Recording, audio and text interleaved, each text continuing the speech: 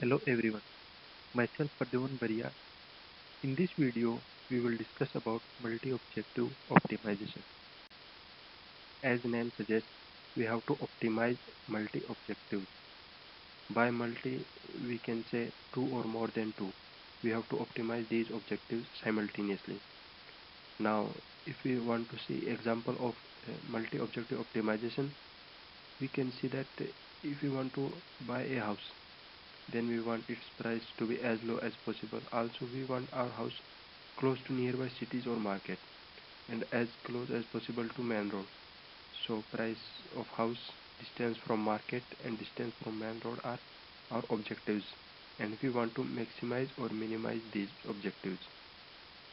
Like these we can find lots of real world multi-objective optimization problems. So we can relate our point number one on presentation. Involves more than one objectives functions that are to be minimized or maximized. Definitely, we are not going to have things as our choices. Like if we take from example of buying house, if we see price of house near main road, definitely house price will be more. So we have to make trade-off between the objectives. Like we will buy house away from road to reduce the house price. We make trade-off on basis of constraints. Like we want our house within range of 1 kilometer from city or market, or price of house should have maximum value y. In this way, we can convert any everyday problem to multi-objective optimization mathematically. In last slide, we saw how to convert real-life problem in multi-objective optimization problem. In this slide, we will see how mathematically we will solve this optimization problem. We have our objective function fmx, where m is number of objective and fmx is objective which we want to either minimize or maximize. Now we have constraints g and x which is defined over x. Basically constraints are of two types, equality constraints and inequality constraints. The constraints which you are seeing in slide is g and x greater than equals to 0. So it is inequality constraints due to inequality sign which is greater than equals to. If let's take another constraint g and x equals to 0, so that will be equality constraint because there is equal sign, only equal sign in it. So we can convert each inequality constraint in this type. Let constraint on house price be price should be less than equals to x. So we can convert this x minus price is greater than equals to 0. So price minus x will be our final constraints. Our solution should satisfy all the constraints for feasible solution. X will be the vector variables in which we want to optimize our objective. Each variable will have its upper and lower bound. Task of multi-objective optimization is to find best solution between all the solutions on which object is defined. So we have to find best solution among the feasible solutions we got. If it would have been single objective optimization, we can easily find the minimum or maximum value. But in multi-objective optimization, we have multiple objectives, and all of them cannot be minimum or maximum at single point. So we need to compare the solutions and which is better. We will take that value of variable as dominance and we'll add that value in our solution set. We will see that how to compare for the dominance in the example. Here we will see definition of dominance. So let's take 2 points x1 and x2. So given are two conditions. If they both satisfy, then x1 will dominate x2. So condition 1 is solution x1 is no worse than x2 in all objectives. And condition 2 is solution 1 is strictly better than x2 in at least one objective. So by summarizing, we can say that solution x1 should be better then x2 in at least one objective, and in remaining they should be equal. So by this we can say that x1 dominates x2, or x2 is dominated by x1. Now we see the example. We have 5 points, and which are the feasible solution which we get from constraints and domain of variable, and we want to find the dominant points. Means among the solution we will find points which will give better optimal value. On x-axis we have f1 which we want to maximize. On y-axis we have f2 which we want to minimize. So now let's check first point 1 and point 2. Let's see on f1 axis. Among 1 and 2, 1 has higher x-axis value than 2. So 1 is better than 2. Now let's see on f2 axis. Among 1 and 2, 1 has lower value than 2, and we want to minimize f2. So 1 will be better solution. So in both cases 1 is better solution. So 1 will dominate point 2. In next example, point 1 and point 5. f1 value of 5 is more than 1, and we want to maximize f1 and f2 values of 1 and 5 which are equal. So 1 and 5 are equal in f2 objective, and 5 is better than 1 in f1 objective. So point 5 will dominate over point 1.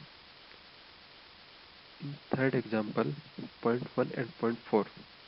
Here we see that f1 value of 4 is more than 1, and objective is to find maximum.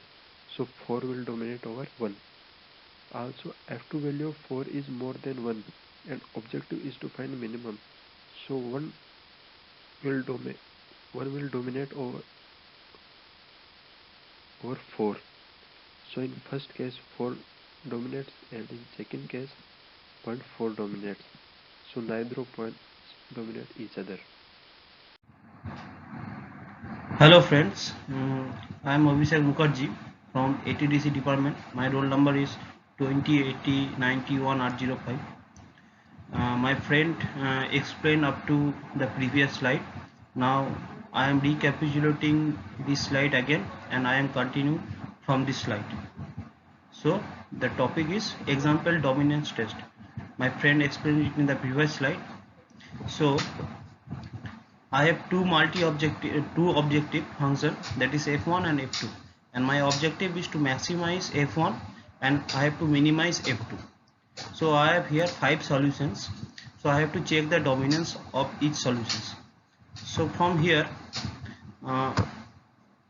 we can see that here one is dominating solution 2, because here I have to maximize in this axis and I have to minimize in this axis. So here solution 1, the x-axis shows that the solution 1 have a x-axis value greater than the solution 2, and the solution 1 have a y-axis value less than solution 2. So my objective is satisfied in solution 1. So we can say that 1 is dominating 2.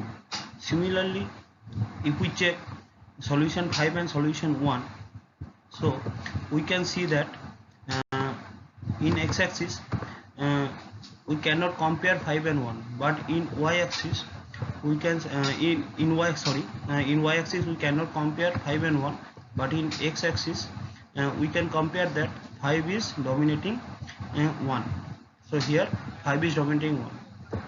But if we see 1 and 4, 1 has a x-axis value less than 4, so it has a worst case value in this scenario, and as well as it does not satisfy y-axis value, because the y-axis value of 4 is greater than 1. So in this case 1 and 4 is a non-dominating solution. So during gathering of solutions, we can see that there are some solutions which are non-comparable, So these are called Pareto optimal solutions. Pareto optimal solutions, and we have to find these Pareto optimal solutions. So what is Pareto optimal solution? It is a non-dominated solution set, as I said previously, and in a given set of solutions, the non-dominated solution set is a set of all the solutions that are non-dominated by any other member of the solution set, and the non-dominated set of entire feasible decision space is called Pareto optimal set. The Pareto optimal set contains Pareto optimal solutions. Uh, the boundary defined by the set of all point mapped from Pareto optimal set is called Pareto optimal front, and we'll see the Pareto optimal front in next slide. So here is the graphical description of Pareto optimal solutions, and here I have in x1 and x2 two input variables, and f1 and f2, these are the objective formed by the x1 and x2. f1 and f2 are the objective functions. So here is the solutions set of x1 and x2, and this is the feasible decision space, and the solutions of x1 and x2 exist in this decision space, and which forms a solution space, this feasible objective space. This is a feasible objective space. We map x1 and x2 in this way. Here we can see that ABC, there is 3 point, and the boundary line, this is called Pareto optimal front. The set of solutions existing in this front are non-comparable. That's why this belongs to Pareto optimal solutions or set. So the goal of multi-objective optimization is to find a set of solution as close as possible to Pareto optimal front. Why we are choosing to get the solution close to Pareto optimal front? Because those are non-comparable, and we do not want this type of solutions. We have to get all the solutions, but not those solutions. We have to check feasible solution, and those should be close to the Pareto optimal front, so that those solutions should be covered with a minimum error. So to find a set of solution as diverse as possible, we have to create a Pareto optimal front and check the solutions. There are various algorithms which decides that either the solutions are close to Pareto optimal front or not. We will check this later. So there is a very popular algorithm, brute force algorithm, that to find Pareto optimal solutions. So here suppose this is the objective space, and this is a objective f1, and this is the objective f2.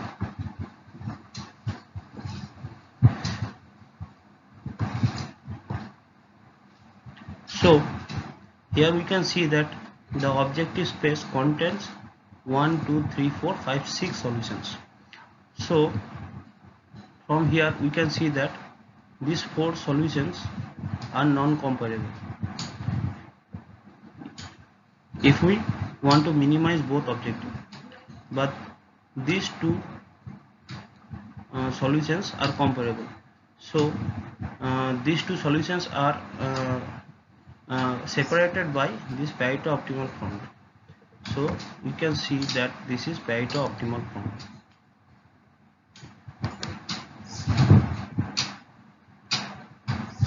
I am denoting by it PF, that is Pareto front. So we want to understand this Pareto optimal front by an example. So let us take the previous example, that we have two objective functions f1 and f2, and we want to maximize f1, I want to minimize f2. So I have here 5 solutions, that is 1 2 3 4 5. So we are taking here two variable I and j. So we are denoting I by an empty set, and we are denoting j by an empty set. So suppose at first we are taking I equal to 1 and j equal to 2. So now I want to compare 1 and 2. So from 1 and 2, here the algorithm works in such a way that we compare I and j. If I is dominating j, then here two cases possible. Here dominating, this is non-dominating.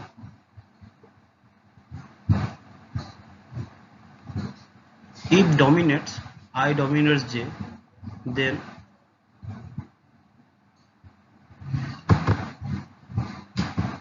I equal to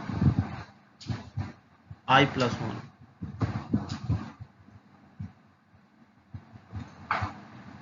And if I doesn't dominate j, then j equal to j plus 1.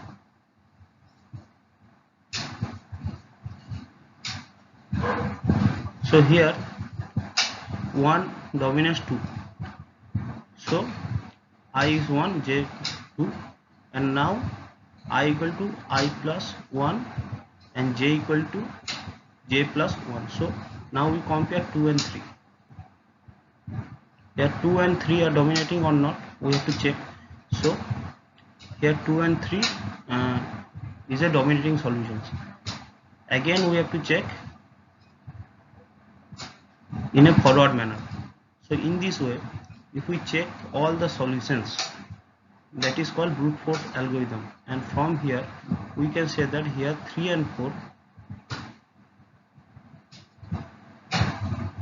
are non-dominating solutions. So we can categorize these solutions as Pareto optimal front. So this is a Pareto optimal front. From here we can conclude